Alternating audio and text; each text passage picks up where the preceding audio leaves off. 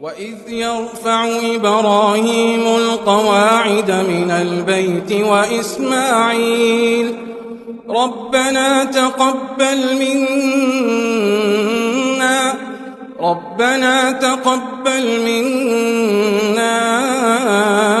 إنك أنت السميع العليم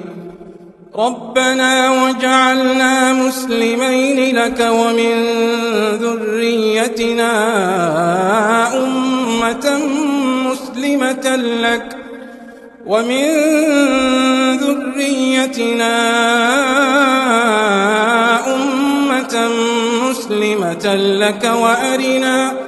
وأرنا مناسكنا وتب علينا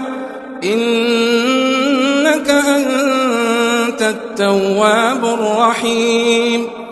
ربنا وابعث فيهم رسولا منهم